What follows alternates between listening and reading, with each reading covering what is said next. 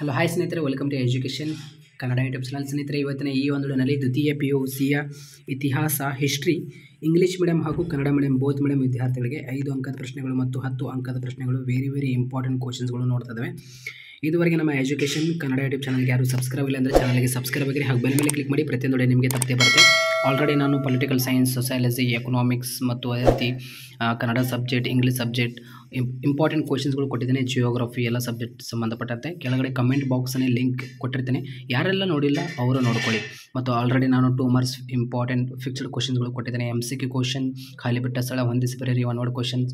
ಅಲ್ಲಿ ನಿಮಗೆ ಪೂರ್ತಿಯಾಗಿ 20 ಮಾರ್ಕ್ಸ್ ಬರುತ್ತೆ, ಆಯಿತಾ. 25 ಮಾರ್ಕ್ಸ್ ಬರುತ್ತೆ. ಅಲ್ಲಿ ಅದು ವಿಡಿಯೋ ಮಾಡಿದ್ದೇನೆ. ಚಾನಲ್ ಹೋಗಿ ಪ್ಲೇಲಿಸ್ಟ್ನಲ್ಲಿ ಹೋಗಿ ಚೆಕ್ ಮಾಡಿರಿ, ನಿಮಗೆ ಎಲ್ಲ ವಿಡಿಯೋಗಳು ಸಿಗುತ್ತೆ. ಇಂಪಾರ್ಟೆಂಟ್ ಕ್ವಶನ್ಸ್ಗಳು ಇಂಗ್ಲೀಷ್ ಮೀಡಿಯಂ ಹಾಗೂ ಕನ್ನಡ ಮೀಡಿಯಂ ಬೋತ್ ಮೀಡಿಯಂ ವಿದ್ಯಾರ್ಥಿಗಳು ಕೊಟ್ಟಿದ್ದೇನೆ. ಎಲ್ಲ ಸಬ್ಜೆಕ್ಟ್ಗೆ ಸಂಬಂಧಪಟ್ಟಂತೆ ಚಾನಲ್ ಹೋಗಿ ಚೆಕ್ ಮಾಡಬೇಕಾಗುತ್ತೆ. ಮಾರ್ಚ್ 7ಕ್ಕೆ ಸೆಕೆಂಡ್ PUC ಇತಿಹಾಸ ಎಕ್ಸಾಮ್ ಇದೆ. ಸೊ ಇಲ್ಲಿ ಇಂಪಾರ್ಟೆಂಟ್ ಕ್ವಶನ್ಸ್ಗಳು ಕೊಡ್ತಾ ಇದ್ದೇನೆ. ಇಲ್ಲಿ ನೋಡಿ, ಬ್ಲೂ ಪ್ರಿಂಟ್ ಪ್ರಕಾರ ನಿಮಗೆ ಇಂಪಾರ್ಟೆಂಟ್ ಕ್ವಶನ್ಸ್ಗಳು ಇಲ್ಲಿ ನಾನು ಕೊಡ್ತಾ ಇದ್ದೇನೆ. ನಿಮಗೆ 2024 ಬ್ಲೂ ಪ್ರಿಂಟ್ ಪ್ರಕಾರ ಬರುತ್ತೆ. ಪ್ರಿಂಟ್ ಪ್ರಕಾರ ಬರಲಿಲ್ಲ ಅಂದರೆ ಯಾವ ಕ್ವಶನ್ಸ್ಗಳು ಕೇಳಲಾಗೋದು ಅಂದರೆ, ಇವಾಗ ನೋಡಿ ಬ್ಲೂ ಪ್ರಿಂಟ್ ಪ್ರಕಾರ 101% ಬರುತ್ತೆ. ಇವಾಗ ಬ್ಲೂ ಪ್ರಿಂಟ್ ಪ್ರಕಾರನೇ ತೆಗೆದಿದ್ದರು 5 ಮಾರ್ಕ್ಸ್ ಕ್ವಶನ್ ಮತ್ತು 10 ಮಾರ್ಕ್ಸ್ ಕ್ವಶನ್. ನಮಗೆ ಲಾಸ್ಟ್ ಮೂಮೆಂಟ್ನಲ್ಲಿ ಅಂದರೆ ಎಕ್ಸಾಮ್ 4 ದಿವಸ ಬಿಟ್ಟು, ಇಲ್ಲಾಂದರೆ 3 ದಿವಸ ಬಿಟ್ಟು ಎಕ್ಸಾಮ್ ಇತ್ತು. ಅವಾಗ 2023ನಲ್ಲಿ, ಆಯಿತಾ, 2023ನಲ್ಲಿ ಅವಾಗ ಏನು ಅನಿಸಿತ್ತು ಅಂದರೆ ಬ್ಲೂ ಪ್ರಿಂಟ್ ಪ್ರಕಾರ ಬರಲ್ಲ ಇತಿಹಾಸ ಮೇಲೆ ಅಂತ ಈ ರೀತಿ ನಮಗೆ ಮಾಹಿತಿ ಬಂದಿತ್ತು. ಬಟ್ ನಾಳೆ ಎಕ್ಸಾಮ್ ಇತ್ತು, ಅವಾಗ ನಮಗೆ ಗೊತ್ತಾಯಿತು ಏನು ಇತಿಹಾಸ ಏನಿದಿಲ್ಲ ಬ್ಲೂ ಪ್ರಿಂಟ್ ಪ್ರಕಾರನೇ ಬರುತ್ತೆ ಅಂತ ಅನಲೈಸ್ ಮಾಡಿದ ನಂತರ. ಸೊ ಅದಕ್ಕೆ ಏನಿದಿಲ್ಲ, ಈ ಕ್ವಶನ್ಸ್ಗಳು ಡೆಫಿನೆಟ್ಲಿ ಓದಲೇಬೇಕಾಗುತ್ತೆ. ಇವತ್ತೇ ಇವೆಲ್ಲ ಕ್ವಶನ್ಸ್ಗಳು ಓದ್ಕೊಳ್ರಿ, ಆಯಿತಾ.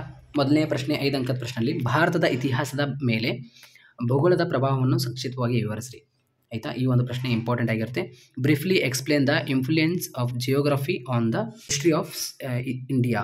ವೈವಿಧ್ಯತೆಯಲ್ಲಿ ಏಕತಾ ಭಾರತದ ಪ್ರಮುಖ ಲಕ್ಷಣಗಳನ್ನು ವಿವರಿಸ್ರಿ. Okay. Unity in diversity the silent futures of ಇಂಡಿಯನ್ದು ಸೈಲೆಂಟ್ ಫ್ಯೂಚರ್ಸ್ ಕೇಳಿದ್ದಾರೆ. ಇಂಡಿಯನ್ ಡೈವರ್ಸಿಟಿ ಸೈಲೆಂಟ್ ಫ್ಯೂಚರ್ ಇದು ಇಂಪಾರ್ಟೆಂಟ್ ಆಗಿರುತ್ತೆ, ಆಯಿತಾ. ನಿಮಗೆ 3ನೇ ಪ್ರಶ್ನೆ, ಭಾರತ ಇತಿಹಾಸದ ವಿಶಿಷ್ಟ ಲಕ್ಷಣಗಳನ್ನು ವಿವರಿಸ್ರಿ. Explain the futures of Indian history. ನೋಡಿರಿ, ಈ 3 ಪ್ರಶ್ನೆಗಳಲ್ಲಿ ನಿಮಗೆ ಇಲ್ಲೊಂದು ಪ್ರಶ್ನೆ ಇದೆ. ಭಾರತ ಇತಿಹಾಸ ರಚನೆಗೆ ಪ್ರಾಕ್ತನ ಆಧಾರಗಳ ಮಹತ್ವವನ್ನು ಕುರಿತು ಬರೆಯಿರಿ. Write about the importance of foundation for the formation of India. ಈ ಒಂದು ಪ್ರಶ್ನೆ ಕೇಳಿದ್ದಾರೆ, ಆಯಿತಾ. ನಿಮಗೆ ಹೆಚ್ಚಾಗಿ ಯಾವುದು ಒಂದು ಪ್ರಶ್ನೆ ಹಿಂದಿನ ವರ್ಷದ ವಾರ್ಷಿಕ ಪರೀಕ್ಷೆಯಲ್ಲಿ ಹೆಚ್ಚಾಗಿ ಕೇಳಿದ್ದಾರೆ ಅಂದರೆ ಈ ಒಂದು ಪ್ರಶ್ನೆ ಓದ್ಕೊಳ್ರಿ, ಆಯಿತಾ. ಈ 1ನೇ ಪ್ರಶ್ನೆ. ಅದೇ ರೀತಿ ನಿಮಗೆ ಈ ಒಂದು ಪ್ರಶ್ನೆ ಕೂಡ ಹೆಚ್ಚಾಗಿ ಕೇಳಿದ್ದಾರೆ 2024 ಮಾಡಲ್ ಕ್ವಶನ್ ಪೇಪರ್ನಲ್ಲಿ ಕೂಡ. ಬಟ್ ನೀವು ಹೆಚ್ಚಾಗಿ ಪ್ರಶ್ನೆ ಏನಿದಿಲ್ಲ, ಈ ಒಂದು ಪ್ರಶ್ನೆ, ಈ 3 ಪ್ರಶ್ನೆ ನೀವು ನೋಡ್ಕೋಬೇಕಾಗುತ್ತೆ, ಆಯಿತಾ. ಈ ಡೈವರ್ಸಿಟಿ ನಿಮಗೆ ಗೊತ್ತಿದೆಯಲ್ಲ, ಕಾಮನ್ ಆಗಿ ನೀವು ಕೇಳಿದರೆ ಆರಾಮಾಗಿ ಬರಿಬೋದು. ಇವಾಗ ನೋಡಿರಿ, ಇಲ್ಲಿ ನೋಡಿ ಚಾಪ್ಟರ್ ವೈಸ್ ನಿಮಗೆ ಇಂಪಾರ್ಟೆಂಟ್ ಕ್ವಶನ್ಗಳು ಇದೆ ಇಲ್ಲಿ ಬ್ಲೂ ಪ್ರಿಂಟ್ ಪ್ರಕಾರ.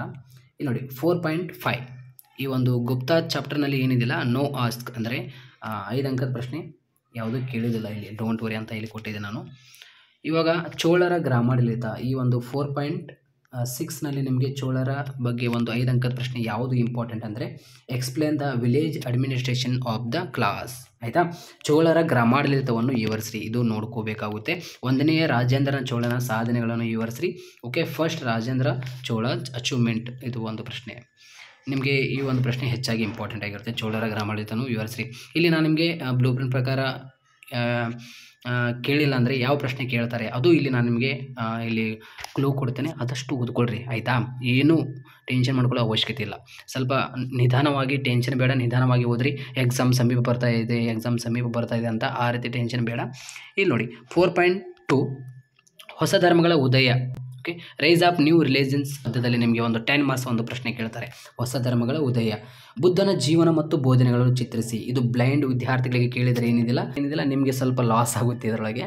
ಬಟ್ ನಿಮಗೆ ಕೇಳಿದರೆ ಇದು ಫಿಕ್ಸ್ ಕ್ವಶನ್, ಇದೊಂದು ಓದ್ಕೋಬೇಕಾಗುತ್ತೆ. ಬುದ್ಧನ ಜೀವನ ಮತ್ತು ಬೋಧನೆಗಳನ್ನು ವಿವರಿಸ್ರಿ ಅಥವಾ ಚಿತ್ರಿಸಿ, ಓದ್ಕೋಬೇಕು, ಆಯಿತಾ. Explain the Buddhas life and teachings. ಈ ಒಂದು ಪ್ರಶ್ನೆ ಫಿಕ್ಸ್ ನೋಡಿರಿ, 10 ಅಂಕದ ಪ್ರಶ್ನೆ. ಇಮ್ಮಡಿ ಪುಲಿಕೇಶಿಯ ಸಾಧನೆಗಳನ್ನು ವಿವರಿಸಿ. ಇದು 10 ಮಾರ್ಕ್ಸ್ಗೆ ಈ ಬಾರಿ ಕೇಳ್ತಾರೆ, ಓದ್ಕೊಳ್ರಿ. ಓಕೆ. ವರ್ಧನ ಚಾಲುಕ್ಯಾಸ್ ಅಂತ ಇದೆಯಲ್ಲ, ಅಂದರೆ ನಂತರದ ಚಾಲುಕ್ಯರು, ಈ ಒಂದು ಚಾಪ್ಟರ್ ಮೇಲೆ ನಿಮಗೆ ಇಮ್ಮಡಿ ಪುಲಿಕೇಶಿಯ ಸಾಧನೆಗಳನ್ನು ವಿವರಿಸಿ. ಇದು ಡೆಫಿನೆಟ್ಲಿ ನಿಮಗೆ ಕೇಳ್ತಾರೆ, ಇಂಪಾರ್ಟೆಂಟ್ ಆಗಿರುತ್ತೆ. ಬ್ಲೈಂಡ್ ವಿದ್ಯಾರ್ಥಿಗಳಿಗೆ ಕೇಳ್ಬೋದು ಅದು, ಬಟ್ ನಿಮಗೂ ಕೂಡ ಇಂಪಾರ್ಟೆಂಟ್ ಆಗಿರುತ್ತೆ, ನೋಡ್ಕೊಳ್ರಿ.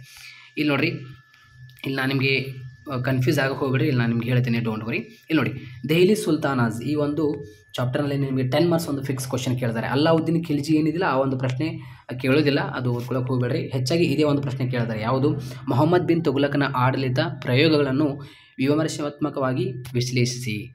ಓಕೆ, ಈ ಒಂದು ಪ್ರಶ್ನೆ ನಿಮಗೆ ಡೆಫಿನೆಟ್ಲಿ ಇಂಪಾರ್ಟೆಂಟ್ ಆಗಿರುತ್ತೆ, ಆಯಿತಾ?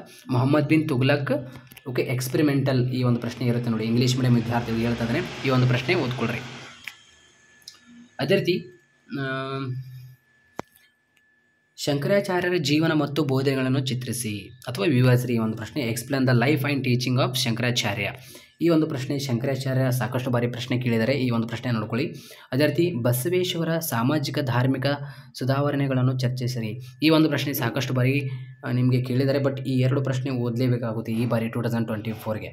Discuss the social religious reforms of ಬಸವೇಶ್ವರಯ್ಯ, ಈ ಒಂದು ಪ್ರಶ್ನೆ ಆಗಿರುತ್ತೆ, ಆಯಿತಾ?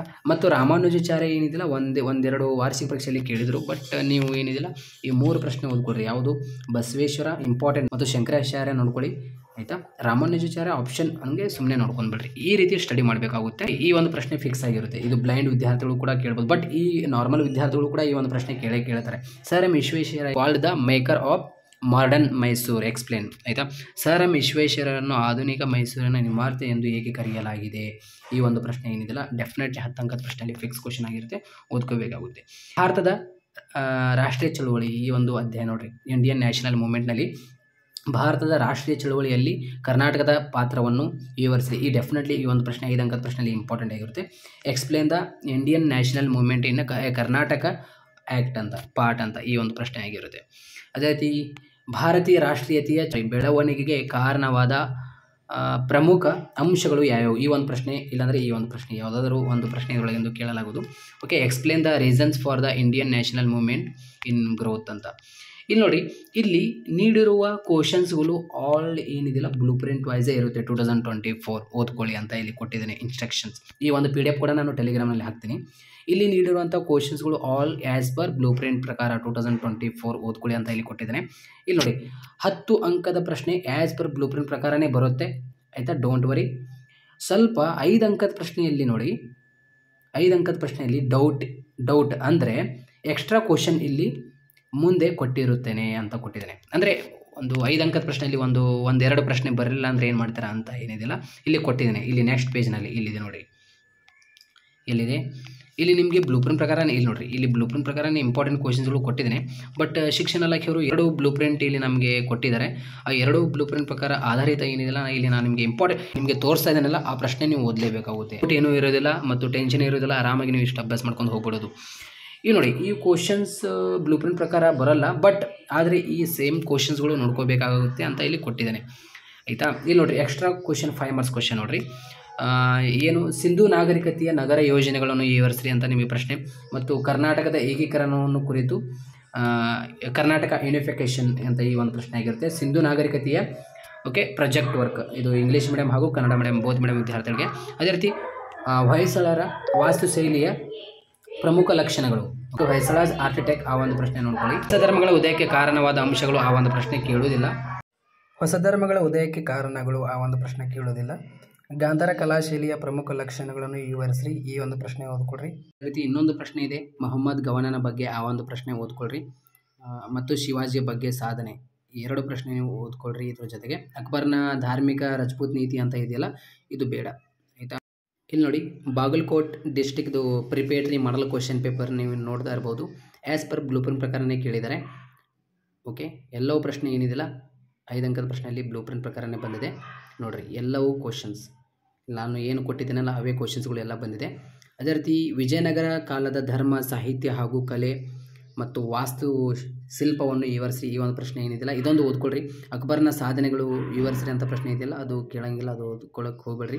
ವಿಜಯನಗರ ಕಾಲದ ಧರ್ಮ ಸಾಹಿತ್ಯ ಏನಿದೆಯಲ್ಲ ಆ ಒಂದು ಪ್ರಶ್ನೆ ಓದ್ಕೊಳ್ರಿ, ಆಯಿತಾ? ಮೊಹಮ್ಮದ್ ಬಿನ್ ತುಘಲಕ್ ಬಗ್ಗೆ ಓದ್ಕೊಳ್ರಿ, ಸರ್ ಎಂ ವಿಶ್ವೇಶ್ವರ ಬಗ್ಗೆ ಓದ್ಕೊಳ್ರಿ, ಬುದ್ಧನ ಜೀವನ ಓದ್ಕೊಳ್ರಿ, ಇಮ್ಮಡಿ ಪುಲಕೇಶಿ ಓದ್ಕೊಳ್ರಿ. ಇಲ್ಲಿ ನೋಡಿ, ಈ ಒಂದು ಪ್ರಶ್ನೆ ಕೂಡ ಓದ್ಕೊಳ್ರಿ. ಇಲ್ಲಿ ಗುಪ್ತರ ಕಾಲವನ್ನು ಭಾರತದ ಇತಿಹಾಸದಲ್ಲಿ ಸುವರ್ಣ ಯುಗ ಇದೆಯಲ್ಲ ಇದು ಓದ್ಕೊಳ್ಳೋಕೆ ಹೋಗ್ಬೇಡ್ರಿ, ಆಯಿತಾ? ಭಾರತದ ಪ್ರಥಮ ಸ್ವಾತಂತ್ರ್ಯ ಸಂಗ್ರಾಮಕ್ಕೆ ಕಾರಣಗಳು ಮತ್ತು ಪರಿಣಾಮಗಳನ್ನು ವಿವರಿಸ್ರಿ, ಆಯಿತಾ? ಈ ಒಂದು ಪ್ರಶ್ನೆ ನೋಡಿರಿ. ಈ ಒಂದು ಬ್ಲೂ ಪ್ರಿಂಟ್ ಪ್ರಕಾರ ಇಲ್ಲ, ಆದರೂ ಕೂಡ ಈ ಒಂದು ಪ್ರಶ್ನೆ ಓದ್ಕೊಳ್ರಿ. ಭಾರತದ ಪ್ರಥಮ ಸ್ವಾತಂತ್ರ್ಯ ಸಂಗ್ರಾಮಕ್ಕೆ ಕಾರಣಗಳು ಮತ್ತು ಪರಿಣಾಮಗಳನ್ನು ವಿವರಿಸ್ರಿ. ಇಲ್ಲಿ ಇಂಗ್ಲೀಷ್ ಮೀಡಿಯಂ ವಿದ್ಯಾರ್ಥಿಗಳು ಕೂಡ ಶೋ ಮಾಡ್ತಾ ಇದ್ದಾನೆ. ಆಯಿತಾ. ಈ ಪ್ರಶ್ನೆಗಳು ಏನಿದಿಲ್ಲ ಓದ್ಕೋಬೇಕಾಗುತ್ತೆ. ಅದೇ ರೀತಿ ಬೇರೆ ಮಾಡಲ್ ಕ್ವಶನ್ ಪೇಪರ್ ನಾವು ನೋಡೋಣ ಆದರೆ ಬೇರೆ ಡಿಸ್ಟಿಕ್ದು ಮಾಡಲ್ ಕ್ವಶನ್ ಪೇಪರ್ ನಿಮಗೆ ಗೊತ್ತಾಗ್ಬಿಡುತ್ತೆ ಬ್ಲೂ ಪ್ರಿಂಟ್ ಪ್ರಕಾರ ಬಂದಿದೆಯೋ ಇಲ್ವೋ ಅಂತ. ಇಲ್ಲಿ ನಿಮ್ಮ ಕಾಲೇಜಿನಲ್ಲಿ ಏನಿದಿಲ್ಲ ಬ್ಲೂ ಪ್ರಿಂಟ್ ಪ್ರಕಾರ ಫಾಲೋ ಮಾಡ್ತಾರೆ, ಕೆಲವೊಂದು ಕಾಲೇಜಿನಲ್ಲಿ ಬ್ಲೂ ಪ್ರಿಂಟ್ ಪ್ರಕಾರ ಫಾಲೋ ಮಾಡೋಲ್ಲ. ಬಟ್ ವಾರ್ಷಿಕ ಪರೀಕ್ಷೆಯಲ್ಲಿ ಬ್ಲೂ ಪ್ರಿಂಟ್ ಪ್ರಕಾರ ಫಾಲೋ ಮಾಡ್ತಾರೆ, ನೀವು ಏನೂ ವರಿ ಮಾಡ್ಕೊಳಕ್ಕೆ ಹೋಗಬೇಡ್ರಿ. ಇಲ್ಲಿ ನೀವು ನೋಡ್ತಾ ಇರ್ಬೋದು ಆಯಿತಾ. 5 ಅಂಕದ ಪ್ರಶ್ನೆಯಲ್ಲಿ ಏನಿದಿಲ್ಲ ರಿಪೀಟ್ ಆಗಿದೆ. ಇಲ್ಲಿ ಸ್ವಾಮಿ ವಿವೇಕಾನಂದರ ವ್ಯಕ್ತಿತ್ವ ಚರ್ಚಿಸಿರಿ ಅಂತ ಪ್ರಶ್ನೆ ಕೇಳಿದ್ದಾರೆ, ಬಟ್ ಕೇಳಲ್ಲ ಆಯಿತಾ. ಶಂಕರಾಚಾರ್ಯ ಜೀವನ ಇಲ್ಲಾಂದರೆ ಬಸವೇಶ್ವರ ಬಗ್ಗೆನೇ ಕೇಳ್ತಾರೆ. ಹೊಯ್ಸಳರ ವಾಸ್ತುಶೈಲಿಯ ಪ್ರಮುಖ ಲಕ್ಷಣಗಳು ಕೇಳಿದ್ದಾರೆ ನೋಡ್ರಿ ಕ್ವಶನ್ ನಂಬರ್ 28. ವಿಜಯನಗರ ಕಾಲದ ಧರ್ಮ ಸಾಹಿತ್ಯ ಹಾಗೂ ಕಲೆ ವಾಸ್ತುಶಿಲ್ಪ ಕೇಳಿದ್ದಾರೆ. ಭಾರತದ ಮೊದಲ ಸ್ವಾತಂತ್ರ್ಯ ಸಂಗ್ರಾಮಕ್ಕೆ ಕಾರಣಗಳು ಮತ್ತು ಪರಿಣಾಮಗಳು ನಾನು ಹೇಳಿದ್ದೆ ಅಂದ್ಕೊಳ್ರಿ.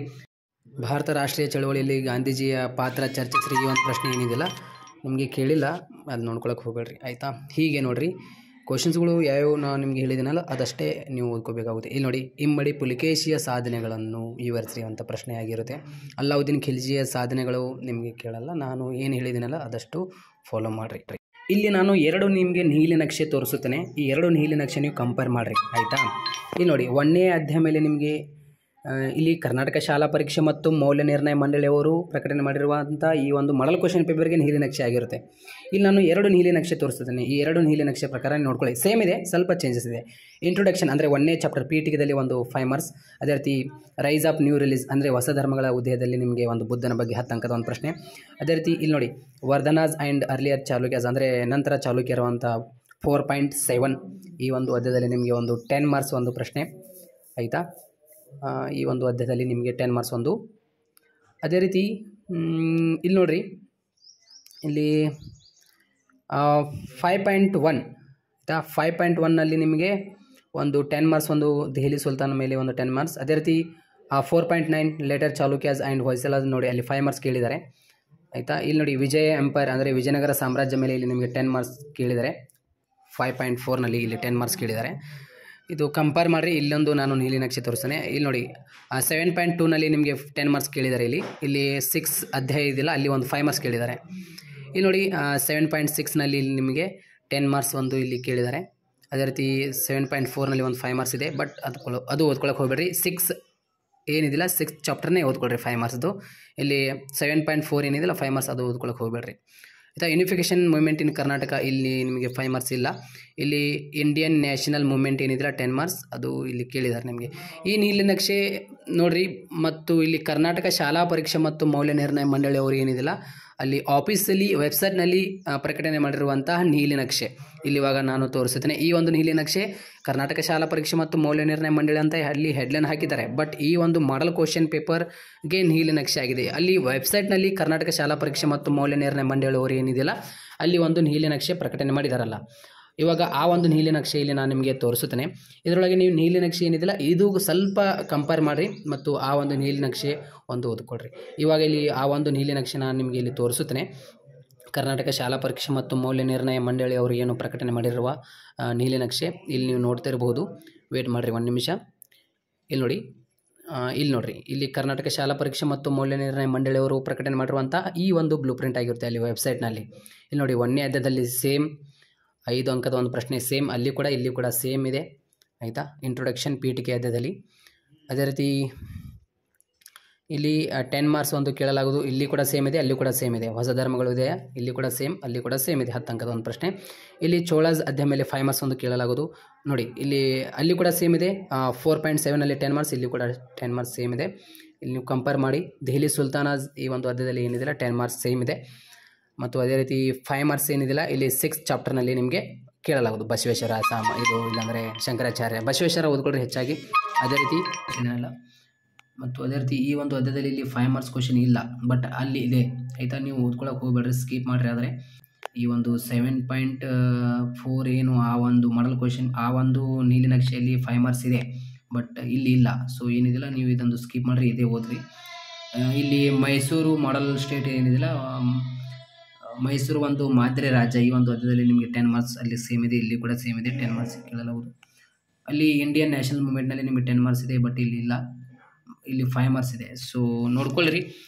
ಇದು ಇಷ್ಟು ನಿಮ್ಗೆ ಏನಿದೆಯಲ್ಲ ಸಂಕ್ಷಿಪ್ತವಾಗಿ ನಾನು ನಿಮ್ಗೆ ಹೇಳಿದ್ದೇನೆ ಇತಿಹಾಸ ಮೇಲೆ. ಸೊ ಏನೂ ವರಿ ಮಾಡ್ಕೊಳಕ್ಕೆ ಹೋಗ್ಬೇಡ್ರಿ. ಇಷ್ಟು ನೀವು ಪ್ರಶ್ನೆಗಳಂತೂ ಅಭ್ಯಾಸ ಮಾಡಿರಿ. ಅದೇ ರೀತಿ ಮೊಹಮ್ಮದ್ ಗವಾನನ ಬಗ್ಗೆ ನಿಮಗೆ ಬ್ಲೂ ಪ್ರಿಂಟ್ ಪ್ರಕಾರ ಇಲ್ಲ, ಆದರೂ ಕೂಡ ಒಂದು ಪ್ರಶ್ನೆ ನೋಡ್ಕೊಳ್ರಿ ಮೊಹಮ್ಮದ್ ಗವಾನನ ಬಗ್ಗೆ. ಓಕೆ, ಮೊಹಮ್ಮದ್ ಗವಾನನ ಸಾಧನೆಗಳು ನೋಡ್ಕೊಳ್ರಿ ಅದು, ಆಯಿತಾ. So all the best, thank you so much.